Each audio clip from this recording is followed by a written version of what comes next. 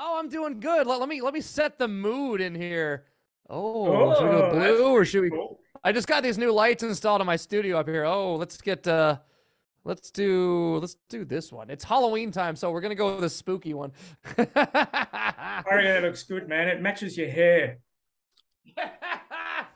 I know, right? What gave it away? It's like neon paint.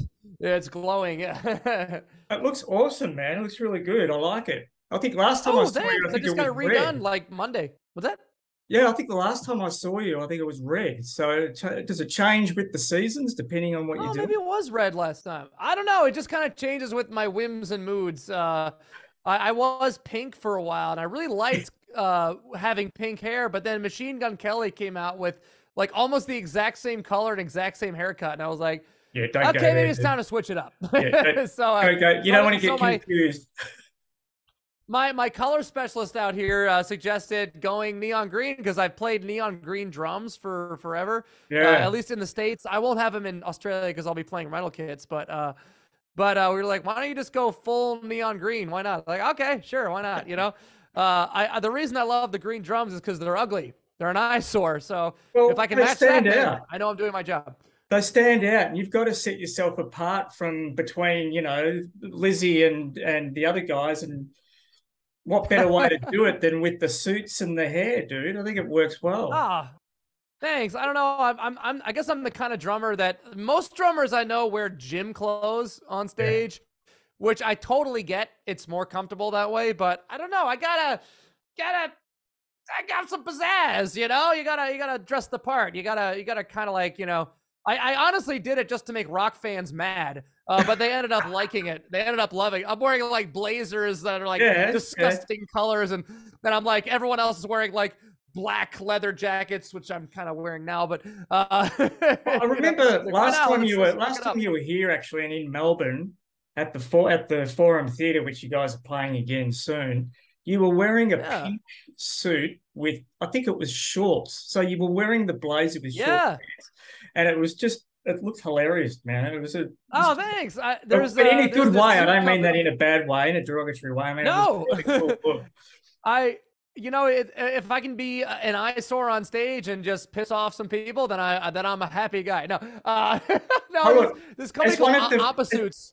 as one of the photographers, dude, I mean, it makes my job a lot more fun. So, you know what I mean? Yeah, It just gives you more interest when you're posting images and stuff like that. So I'm all it's for more it. fun for it's more fun for you in the editing room. You're like, oh, Yeah, I can really make these colors pop. absolutely. And this, it'll be the green now, I'll be able to make that fluoro and nuclear almost. Yeah, that's right. I love it. Hey, listen, I'm so wrapped that you guys have announced this tour. Me too.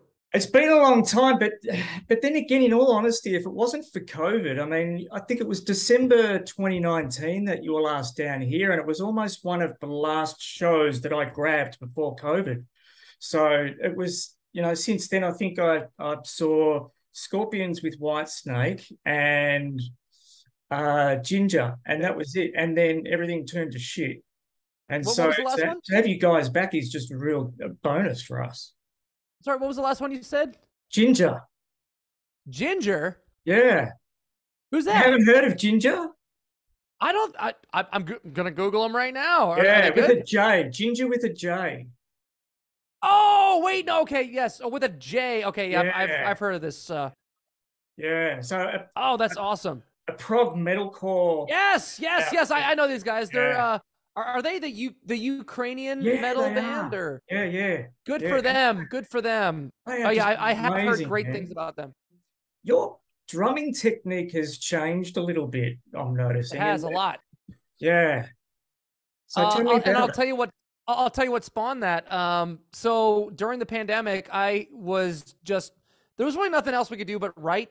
So I was just writing every day. I was hitting up every songwriter I knew, every musician I knew, every artist I knew, and just say like, "Hey, do you want to get on this new weird thing called Zoom and do some writing?" Apparently it's all the rage. It's a thing, Uh, apparently. but Yeah. but I'm really thankful for it because I feel like over the pandemic I became a much stronger songwriter and much better singer because apart from having to split my time between touring and focusing on writing and singing and all the things like in my home studio. Like I would like I would get like a little bit of a song done, and then I have to go on tour for 2 months and come back and work out at, like every single day I got to just focus on nothing but writing and singing and producing.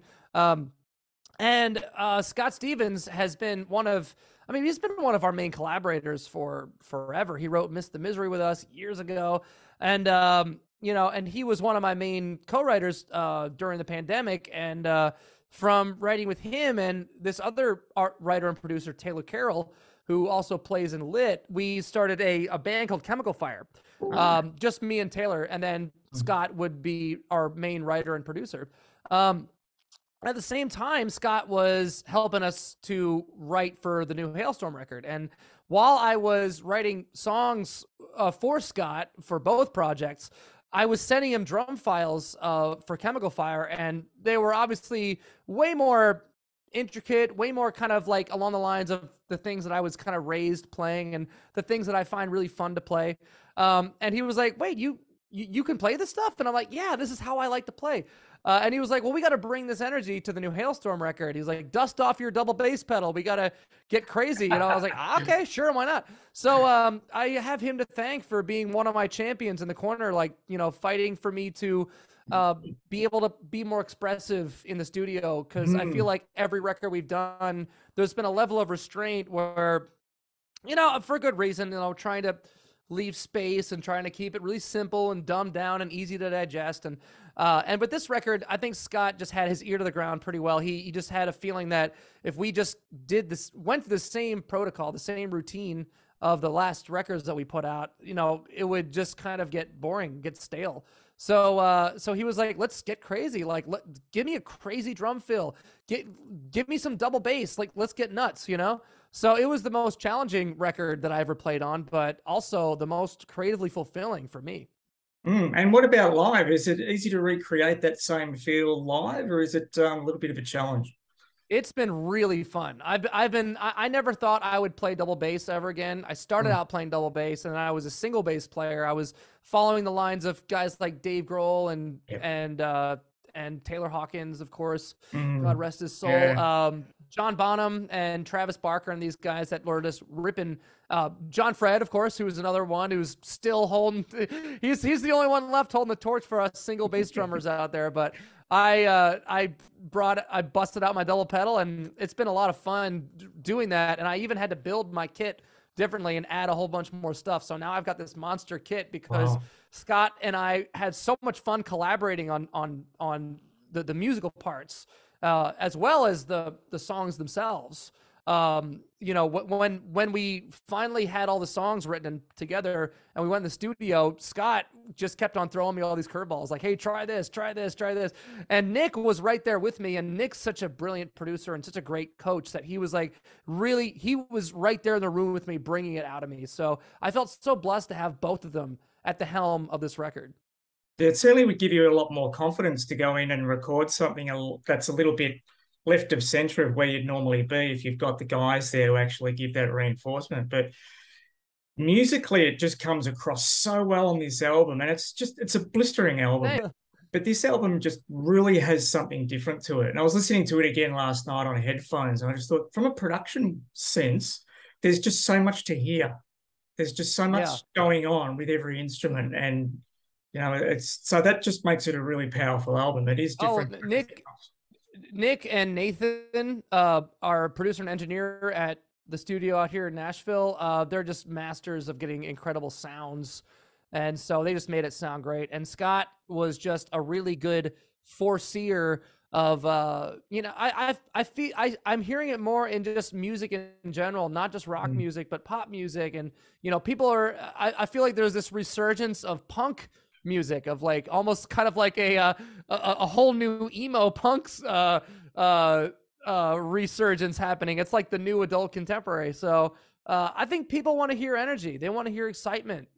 Take for instance a band like Slipknot. I think the reason that makes a band like Slipknot so great is that even if you're not a metalhead, you can still listen to Slipknot and get something from it. You can understand the raw aggression and passion and just the whole mood of that Yeah. band is And just, drum's been such an phenomenal. So important part of their sound and their live yeah, show as well.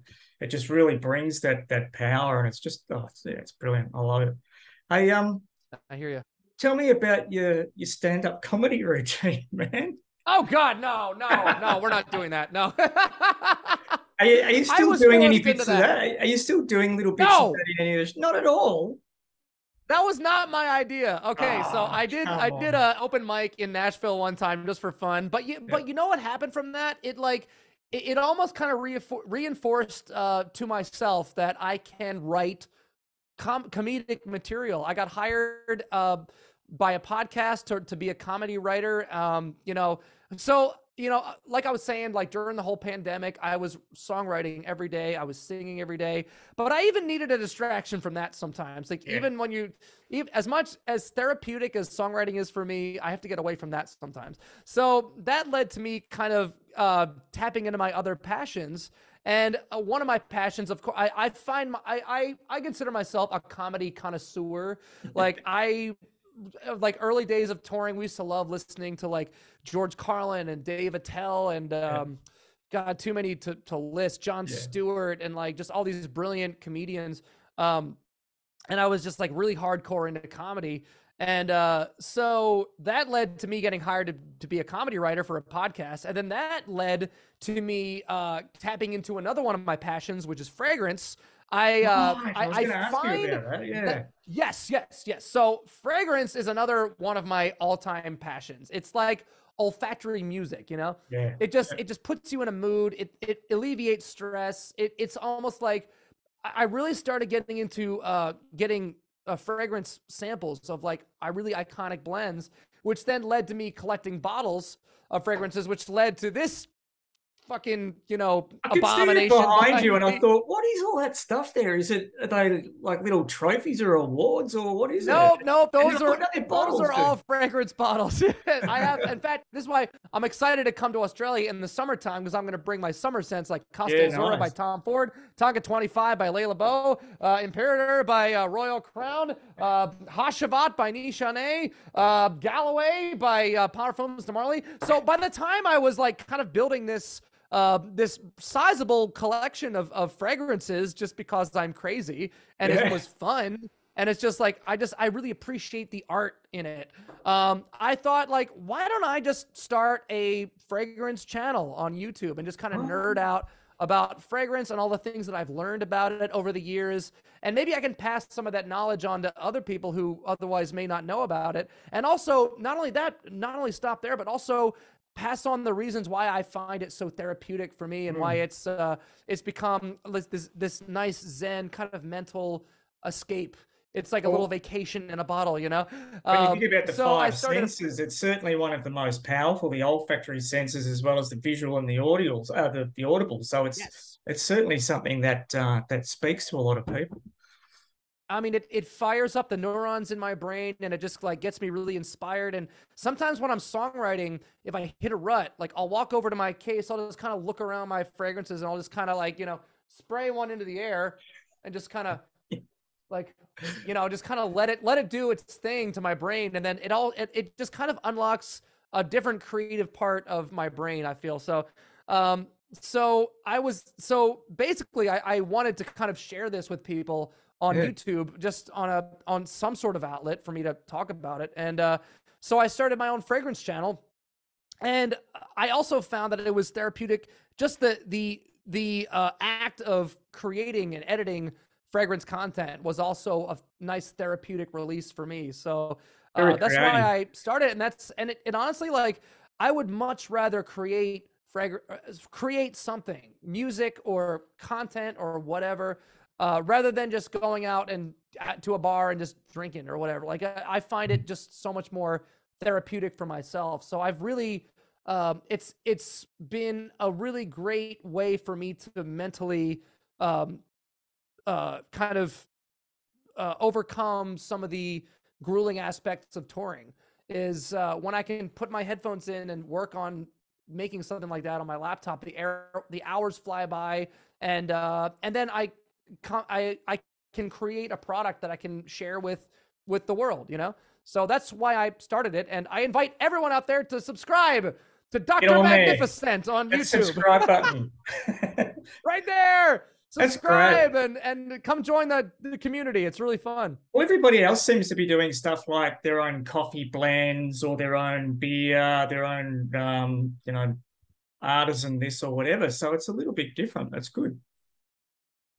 Well, I haven't quite crossed into creating a fragrance quite yet, but I would love to collaborate with a perfumer and create something. At this point, though, in my fragrance journey, I still kind of feel like I'm in the novice stages. So I've smelled a lot of things and I love a lot of things, but at this point, I wouldn't really know where to start, But I feel like in years to come, I will probably, the more I get entrenched in that world, which is a really fun world and the fragrance community is like a really amazing place. In fact, there was another source of background entertainment that I found quite zen for myself was like if I was washing the dishes or working out in the gym or something, I would listen to fragrance YouTubers, like other fragrance content creators, like Dallas at Chaos Fragrances or Brian at My Two Cents or John at Refinery Fragrances, all these guys that I'd been following for a while and kind of was becoming a fan of. And then turns out once I started making my own content, they started hitting me up on Instagram and like, hey, by the way, we're like huge HALESTORM fans. Like, what?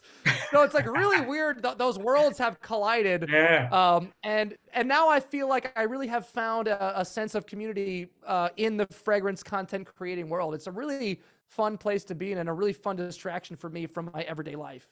That's awesome, dude. And how's the touring going at the moment too with the new album? Because I think you're about to head back to Europe. Yeah. We're doing Europe in November with our friends in Alter Bridge, which I'm really excited about. I will be doing a lot of fragrance content editing out there because there's a lot of long drives and a lot of air travel. So that's how I spend my time on flights nowadays. Yeah, sure. And then back here in Feb, and can't wait for that. Hey, you should hang around for the Melbourne International Comedy season that kicks off in March. You should put a show together. Oh shit! Okay. I reckon that'd be really great. Fun. Yeah, I'll have to look into that. We usually get a day off or so in Melbourne, but well, that'll be another trip with a lot of long flights. I think it's like a 22-hour flight to Australia. Yeah, something like a lot of editing. But just a small trip. Oh, it's just a hop and a skip, but I am the thing I love about touring Australia is that yes, it's all the air travel gets old, but at least we get to like have days off in a lot of the major places. I love just being able to explore Australia. I mean, all you Aussies are so friggin' nice and so friendly and so fun to be around, but also like your weather. The weather is perfect. You guys are near the ocean and the food is incredible. So I'm just looking forward to the whole experience. Hey, quickly tell me about, you're a dog person. Am I right? You've got a puppy? I'm a dog dad now. So tell me about what type of dog have you got? Oh my God, maybe he can make an appearance. Hang on. Oreo. Oh my God. Okay. So here's my little boy. This is Oreo. He's got his little sweater on because it's cold out here. And so how old's Oreo? We don't know because he's a rescue, but he's a Schnauzer mixed. We think he's a Schnoodle, and we think he's about 10. Yeah, old man. But if it wasn't for my girlfriend Emily, I would not even have the chance to have a dog because I travel so much. So when I met my girl and we started dating, Oreo came with the deal. So that was a big selling point. It was kind of a package deal, Mate, it's been such a pleasure to chat with you, RJ. And I'll let him go. He hates being in my studio because it's always noisy. Always making so much noise. I don't know if you know this about me, but I'm kind of a loud person, and he does not like noise. So, well, that goes hand in hand with being a drummer, doesn't it? Yeah, I mean, you have to have the stamina to do it. It's very physically taxing. And speaking of which, 25 years too. Congratulations, 25-year anniversary for the band. Weird. I know, weird. Oh yeah, it's gone really fast, hasn't it? Yeah, it doesn't feel like it, but it's been our only way of life. It's weird. Yeah. It's crazy, but it's cool. I'm excited to get back to New Zealand, and this trip's going to be really fun because we're starting in New Zealand, and then we're going to Australia, and then we're going to Japan. It's just going to be like the dream traveler's trip. Yeah, whirlwind. Well, I think there's an announcement coming pretty shortly from the Slipknot camp. So we're almost expecting an announcement about Knotfest coming down under. Yeah, I know. Yes! I know, right? So epic. jump on. Get on to Corey. If you see Corey, tell him that Arejay Hale said, "Go fuck yourself." Sorry, we have a thing going on. I bet you do. I love it. I love that guy. that he's done with Corey have been amazing too. I love the stuff they do. Their vocals just work so well together. Yeah, it's really awesome. I mean, Corey is just such like he's a mind-blowing natural. It's that giant neck of his. Yeah. He can scream his bloody guts out, and then he can sing like warm butter. Yeah. Like he has this buttery voice, and it's just I mean, he's definitely a big inspiration on me for sure. Yeah, absolutely. And it certainly shows, mate. I mean, I can see a lot of Tommy Lee in your style as well. Oh, really? Yeah, I've often thought that, even back from the early days. I've thought there's a little bit of Tommy Lee in RJ's style, but also the personality that you bring into the playing as well. So, well, that's a huge compliment. Thank you. Yeah. You know, Tommy Lee wasn't like one of my influences when I got started, but he's one of those guys that maybe I was just too much of a arrogant. Or maybe I was just like really just like some sort of hipster, like, oh no, Tommy Lee, nah. He's just famous because of Pamela Anderson, blah blah blah. But when I saw Motley Crue live, I have to respect Tommy for being in his 60s, and he's just still slaying. It's guys like that I look up to, where I'm like, you know, when I get to that age, I hope that I can be half as much of a badass as this person is playing, you know? Guys like him, drummers like Sheila E., and drummers like Tommy Aldridge, and I mean, these are people that have been playing for so long, and I mean, Max Weinberg is another one who you know, was really inspiring to me for how he maintains his joint health.